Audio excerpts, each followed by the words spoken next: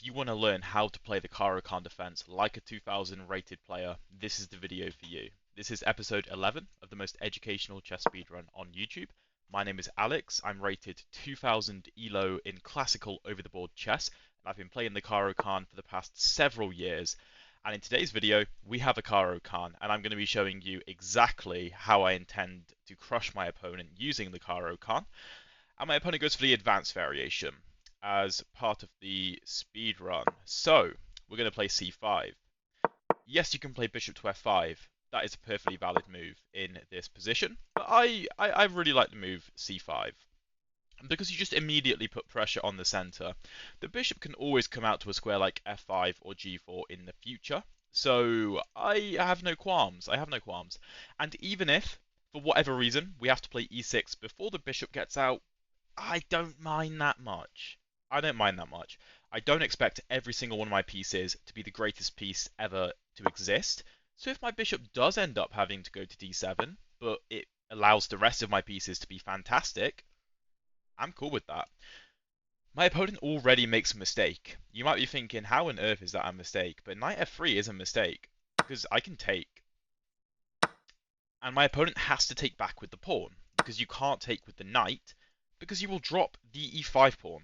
By the way, I have a playlist dedicated to every single video on my channel that features the Caro Kann Defense, so if you want to check that out, then it'll be somewhere down below.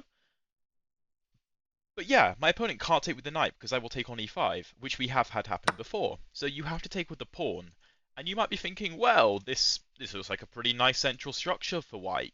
It isn't. It's actually really weak. It's actually really weak. And we're going to start with bishop g4, pinning the knight to the queen. And again, bishop e2 it's not quite it. It's not quite it because this bishop should probably come out to the b5 square to be more aggressive. Because the point of me bringing my bishop to g4 is obviously to pin this knight so that it doesn't fight for the center. Because my knight is fighting for the same square as this knight is fighting for, right? So my bishop is essentially immobilizing this knight. My opponent should probably do the same. Probably. Bishop e2 is not terrible. You unpin the knight. But I can take at any point. I can. So moves like queen b6, for example, would threaten bishop f3, and queen to d4. Now, it doesn't actually work because the d5 pawn would hang at the end of the line after queen takes, knight takes, all that kind of thing. Maybe not after queen takes, knight takes because of knight c2 check ideas. But you get the point. We're going to go e6 though, to shore up the d5 pawn so that moves like queen to b6 are easier to accomplish. And also just to open up our bishop and to free up the e7 square for my knight. Because typically in the Caro Kann Advance Variation, the d4 pawn, because of this structure, can be quite weak. So the knight coming to f5 puts even more pressure on the d4 pawn. Now again, queen b6 is definitely playable, and it might be the best move. Might be the best move because bishop to e3 can be met with queen to b2. However, I did an analysis of a position similar to this, where after knight b to d2 in that line, rook b1 is going to happen, and it's actually quite difficult for black to navigate that position, even if like the queen comes back to b6 and rook b1 and like queen to c7. It's actually very difficult. And regardless of what the computer says, you can get into some really tricky situations there. So I wouldn't recommend going pawn grabbing too quickly. Just play a normal move, knight g to e7. If your opponent plays a move like h3, attacking your bishop, just take. Just take. The whole point of putting the bishop there is to take the knight. And if we can do that, like by getting our opponent to waste a move to ask us to do it, then fantastic. So we're going to go knight to f5. And here, I think that this is actually a threat. We are threatening to win the d4 pawn after taking the knight. Bishop takes, and taking on c4. So bishop to e3 is almost forced. Almost forced. And yes, we could take this bishop, but we could take the bishop at any time. So let's not rush anything at all. It would also open up the rook, which we probably don't want to do. So yes, you could go queen to b6, but like I said, we don't really want to go after the b2 pawn. Moves like knight to b5 if queen takes b2 could be very scary, trying to get into the dark squares potentially. And also, just there are some potential issues with the alignment of the bishop, but now that I actually think about it, if queen to b6, let's say like h3 is played, we do have some potential tactics with bishop f3, knight e3, pawn e3, and knight takes e5. Wait, sorry, not knight takes e5, because after pawn takes, we only win a pawn. So no, that doesn't work. That doesn't work. a6 is also a move you could play, just to stop anything from coming to b5. But I think I'm going to start with bishop to e7, just because it's a very principled move.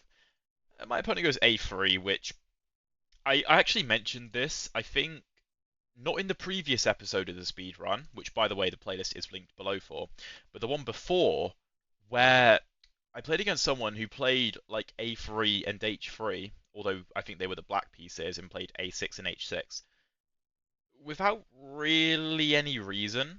Now, I'm just going to castle. I don't care about this move. I wasn't really going to put anything there anyway. And yeah, okay, rook to c1 is a good move. But these moves can kind of be a waste of time sometimes, and I feel like a3 is a little bit of a waste of time because I'm not going to put a knight there. Now, if your plan is to go b4, okay, that makes a little bit more sense.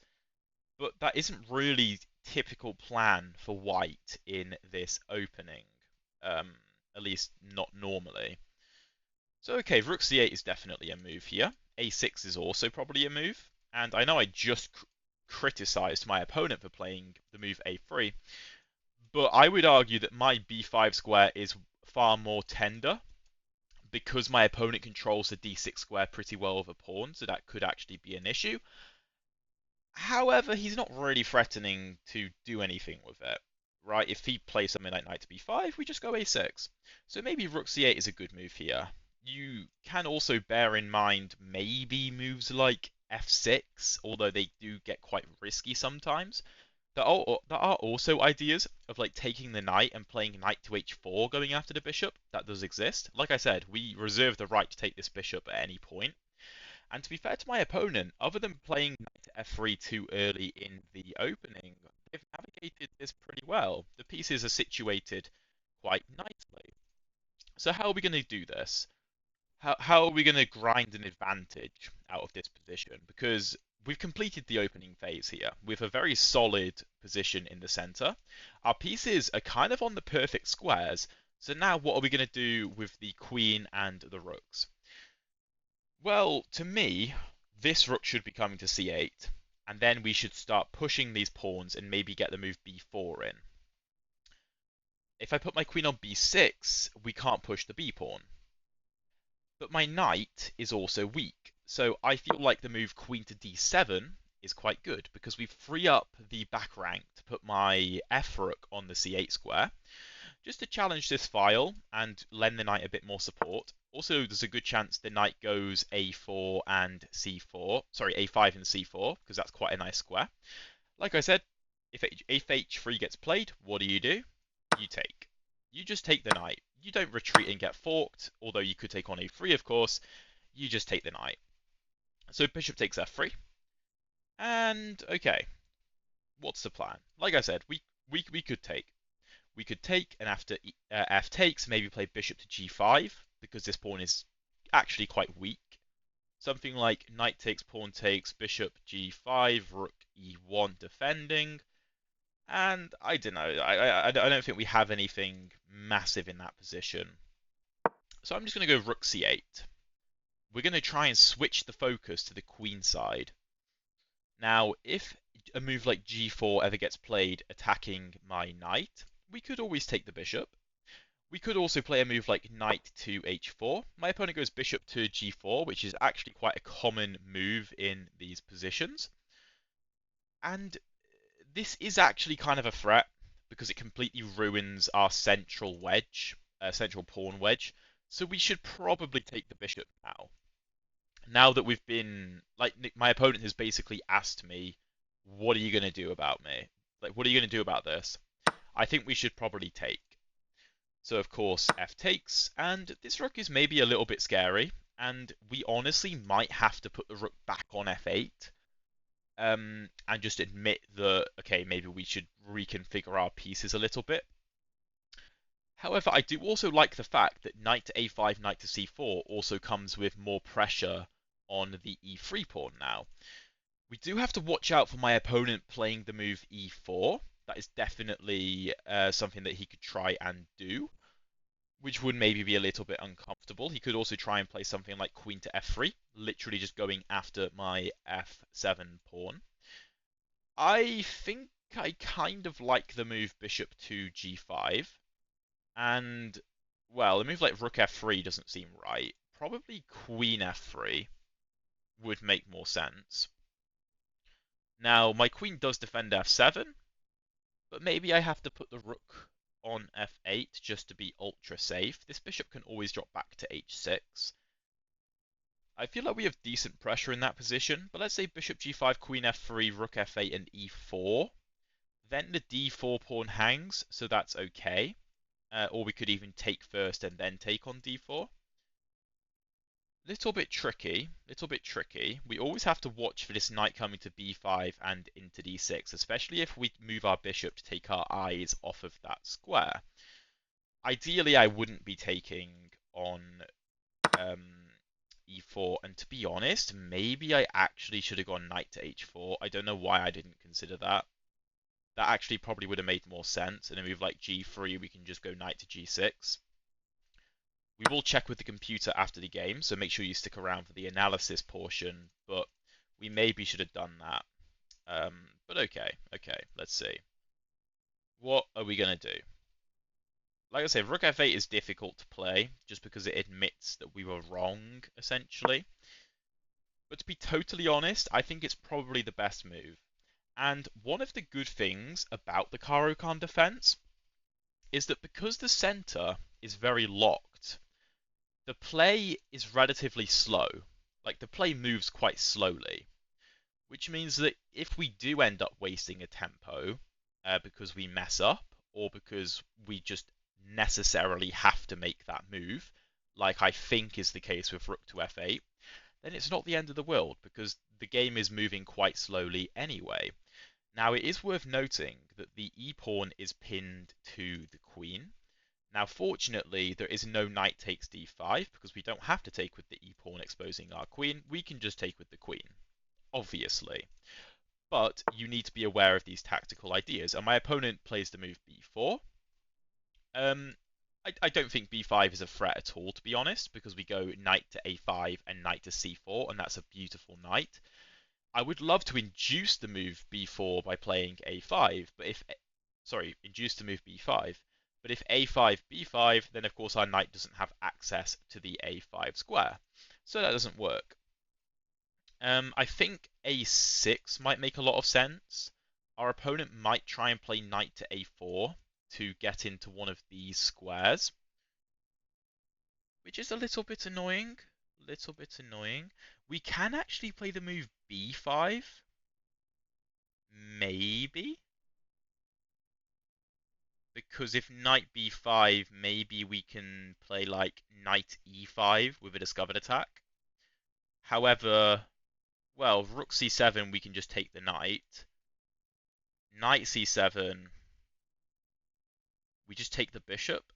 Queen takes and rook c8, saving the rook, attacking the knight. The knight's not got any real good squares to go to. So b5 stops the move knight to a4, which is quite nice. Now, it is very difficult for our knight to get to the c4 square, but it's also difficult for white's knight to get to the c5 square. It would probably have to go like b1, d2, b3, and c5. And we may have to take it, although I wouldn't like to give my opponent a passed pawn, of course. We could also just move this knight. We could just move the knight, and then our queen would be defending those squares. So let's say bishop g5, queen f3, knight to e7. That actually looks quite nice. I think I like that continuation. Let's do it. Bishop g5. And this is the importance of coming up with candidate moves and really considering what you're doing. Because now I think we solve a lot of our problems. And knight to e7, which I think I should play. Let me just check the board quickly.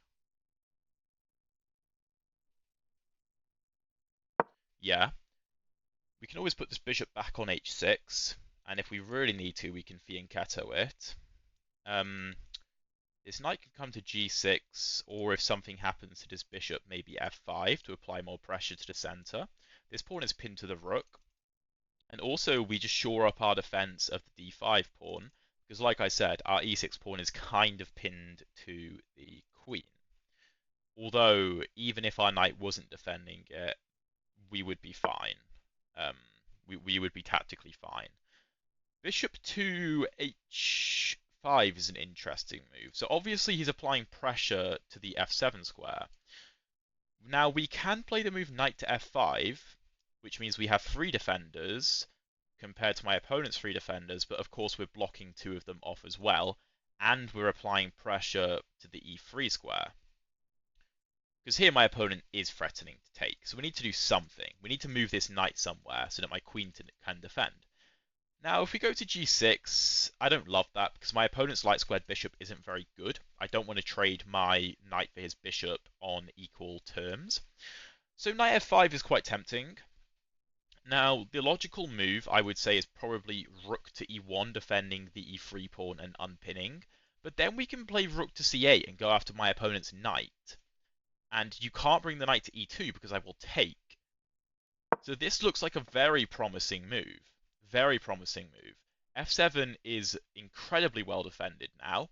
We can always play g6 if we really want to attack the bishop and give my bishop the fianchetto square if I really want to, but I don't think so. But more pressing is the e3 pawn, and yeah, my opponent defends it, but rook c8, my opponent might play e4, because if I take, you take with the knight, and my opponent's doing very well. So if rook c8, e4, my opponent defends his knight as well, but if rook c8, e4, I can take on d4 and attack the queen, and the knight is under attack. So queen d3 attacks my knight, defends his knight. I could take on e4 and my queen would defend my knight. But I could also just drop my knight back, maybe. I think I'm fine there. So I'm going to play rook c8. I think I'm fine in that position.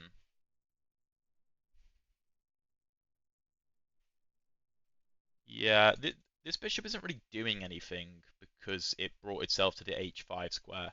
And it allowed my knight to get to a very active square. Very, very active. And like I kind of alluded to way earlier in the game, this central wedge can become quite weak. And yes, the e3 pawn reinforces the d4 pawn, which reinforces the e5 pawn, but the e3 pawn is now incredibly weak. And if that pawn falls or moves, then the d4 pawn becomes weak. And if that falls or moves, then the e5 pawn becomes weak. This is the issue with White's central setup. The difference with mine is at the base of the pawn chain, the f7 pawn is very, very strong.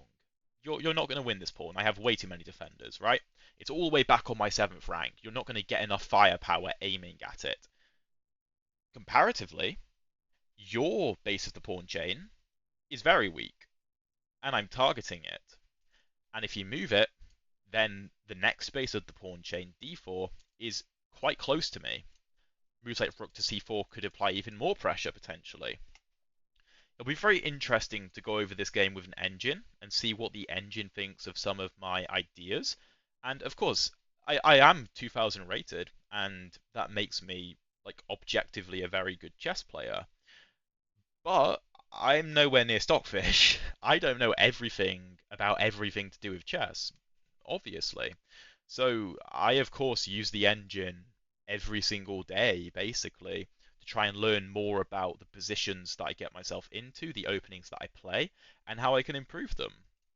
So, yeah, the analysis using the engine will be very, very useful. It is also worth noting, now if e4 does get played, I probably will take on d4, but moves like bishop to d2, d2 do exist. Attacking the rook and attacking the knight, that might even be better. If e5, bishop d2, e takes f4, rook takes c3 attacking the queen, the rook is still under attack, the queen has to move. If the queen goes to a square like f2, then we take the rook.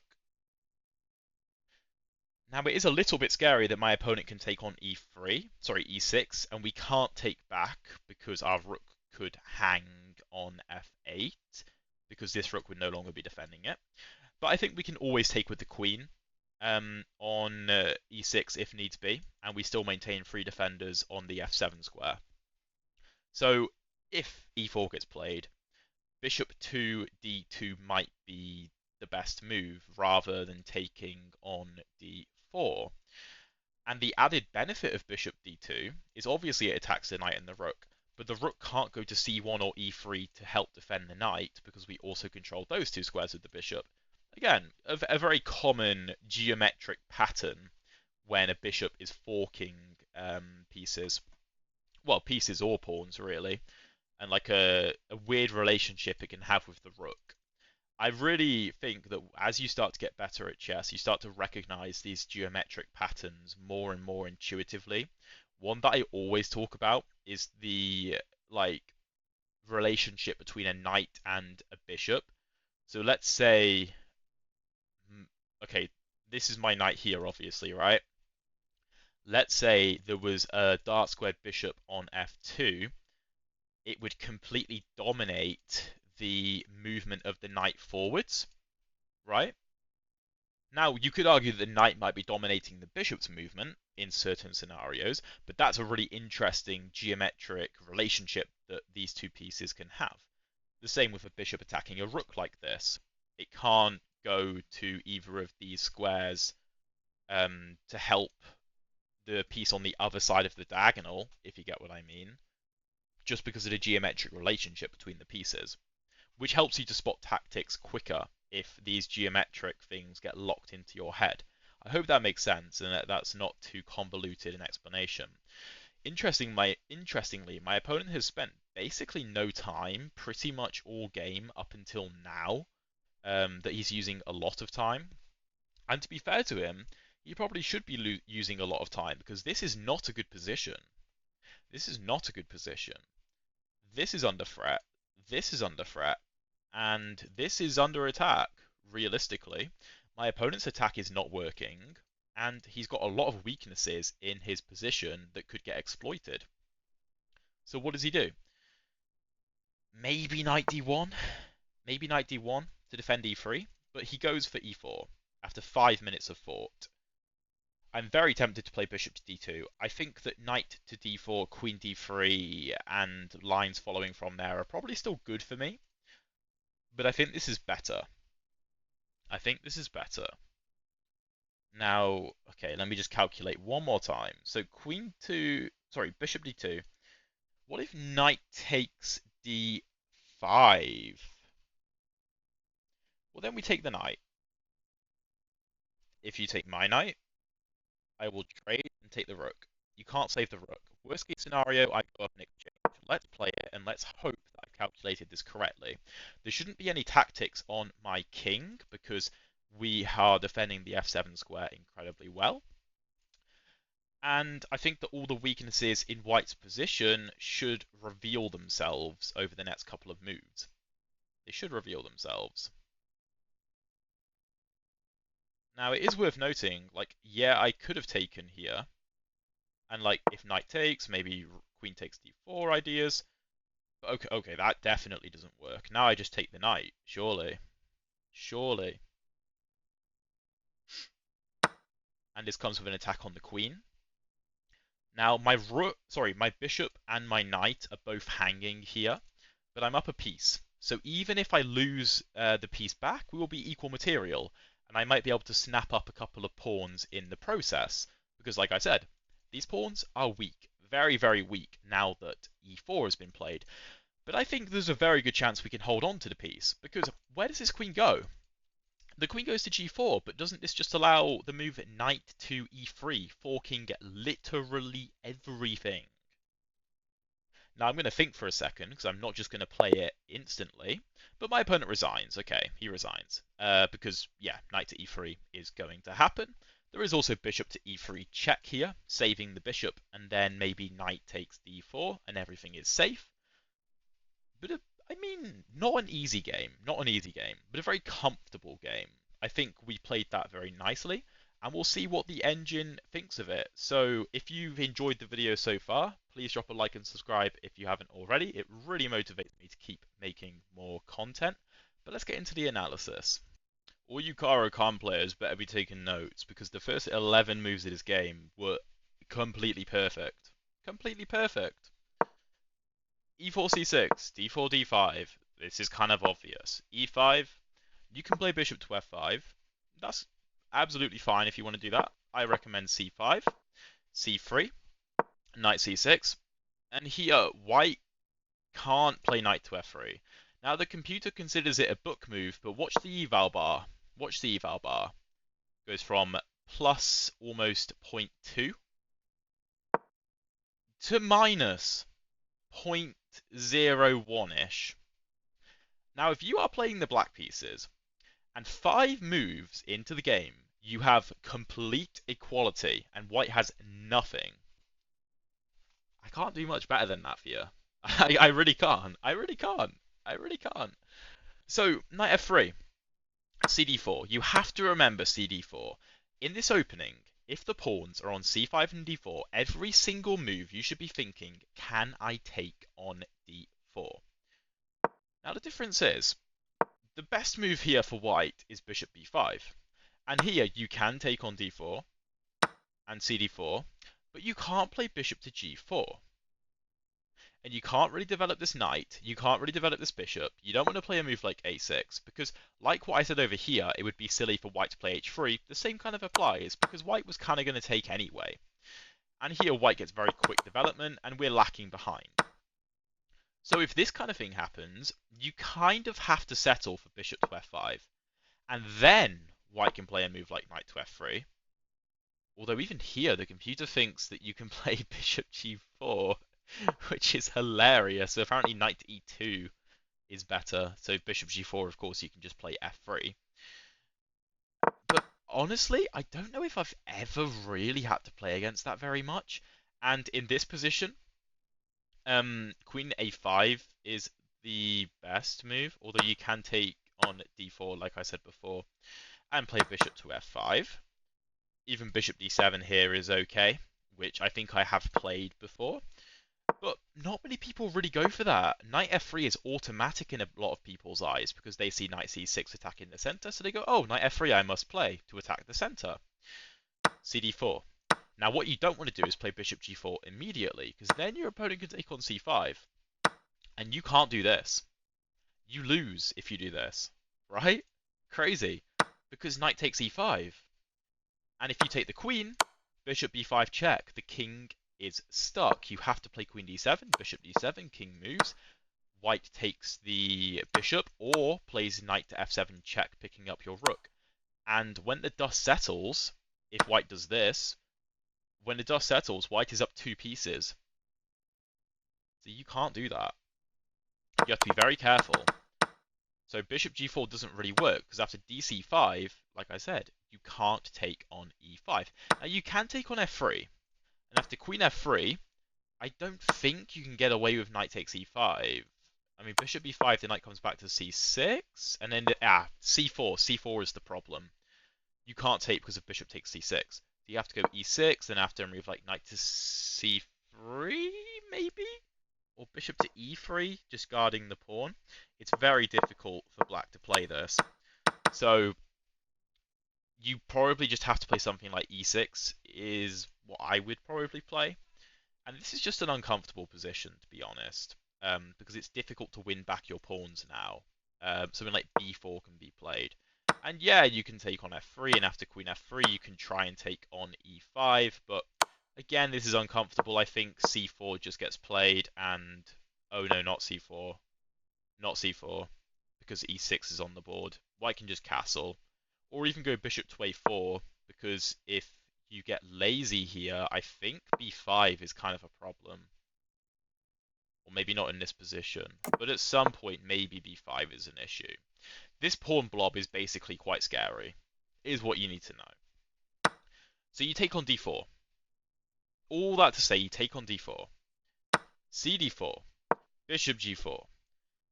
Here, bishop e2 is fine. The computer says it's the best. Bishop e3 is also playable. Knight b to d2 is also playable, but my opponent goes bishop to e2. Now, if my opponent goes bishop to b5, which I actually thought was a better move than bishop to e2, apparently this is even better for black. e6, castles, knight e7, knight b d2, maybe knight f5, I assume. Or queen b6. And, I mean, you can't really take here because of knight c6, and black has so much activity. So if something like queen b6 here, maybe the bishop just has to retreat. And this is just very comfortable for black to play in this position. Although the best moves, according to the computer, are queen a6 and bishop h5. Not gonna lie, I would never play either of those moves. My instinct would tell me to play knight to f5. Although h3, this still looks good for black, to be honest. Even though the computer likes it for white, this still looks decent. What's wrong with this? Oh, this is actually a thing you need to know in the Caro. Your bishop can get locked away with g5 sometimes. After g4 kicking the knight to the h4 square and the trade. That's something to be aware of. But I'm going way too deep into the theory here. Although with the Caro, a lot of these ideas transpose, so they're just useful to see and again and again. Like I say, pattern recognition. Bishop e2, just go e6. Don't do anything complicated. Queen b6 is okay, but don't overcomplicate it. Just go e6. Castles, knight g to e7. Again, keep it simple. Knight c3, knight f5. We go after the d4 pawn. Bishop e3. Makes a lot of sense. Finally, the best move here is knight to e1. I don't see anybody ever playing that, ever. My opponent goes bishop to e3, which is completely logical, and we just go bishop e7. a3, castles, rook c1, not the best move. Now here, as I actually alluded to, the move f6 is completely playable. The best move is rook to c8 here. And after like h3 takes, what's the plan for black? Let's see. Knight e3, f e3. Bishop g5. Kind of similar to the game. Queen d3.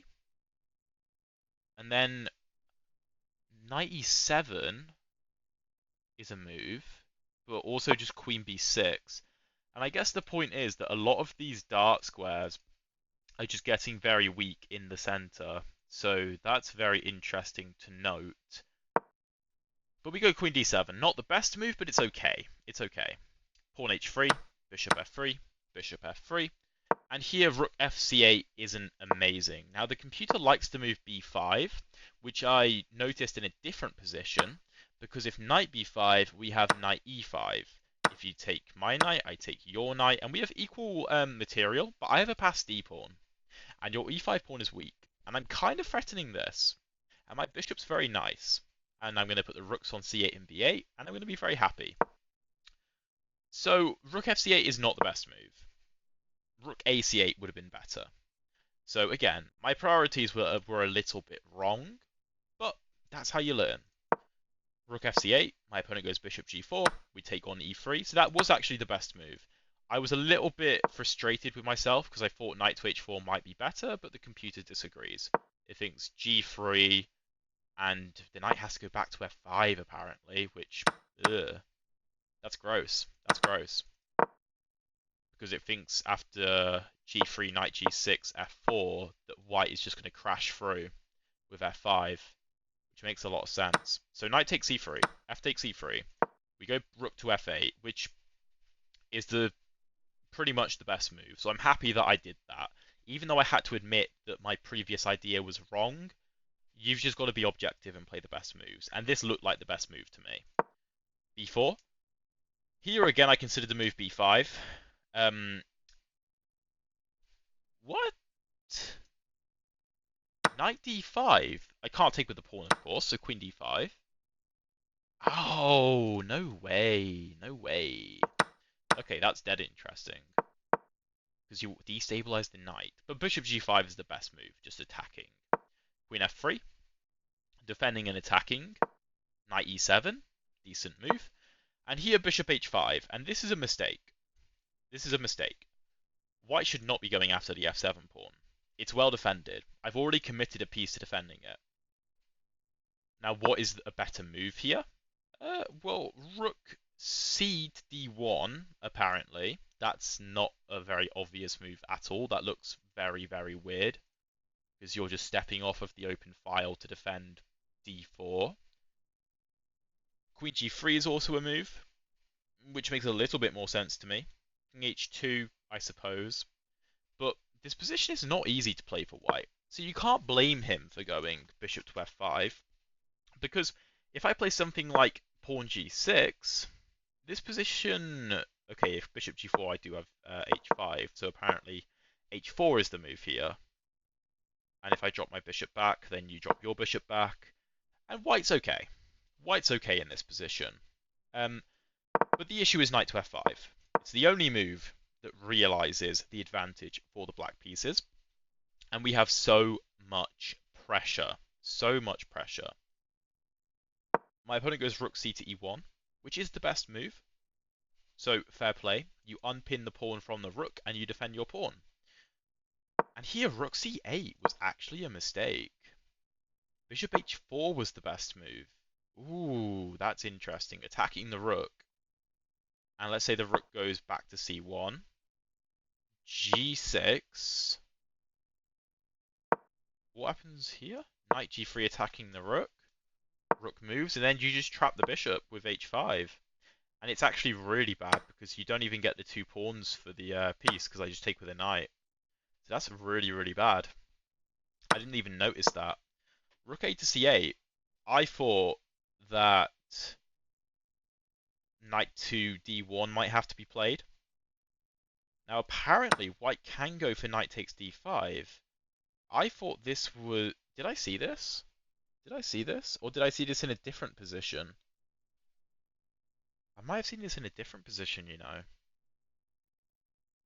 The best move here is g6.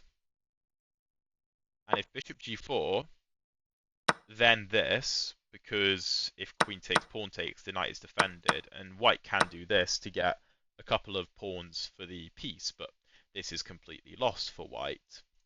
Because his pawns are way too weak and my bishop's going to eat them all up. But white doesn't have to do that. After g6, he can play e4 attacking my knight. And after g takes h5, you can't do this because of this. Queen takes h5. Knight g7, queen g5, ed5. You can't do this, because then my life is very easy. I blockade the pawns. Probably lift my rook up. Probably put the knight on e6. Rook f6. Rook c6. And then rook e3 apparently. Trying to play this, and I can't take because of take. Here I do have king h8, and if rook g3, I assume I just go rook g8, and I'm up a piece, but I'm down 2 pawns, and white has a lot of pressure. But I think I'm okay. I think I'm okay here. Very interesting position, though. However, I cannot blame my opponent for not seeing all of that. That would have been incredibly convoluted. Incredibly. And I didn't see that. So he played the next best move, e4. It is the second best move, to be fair to him.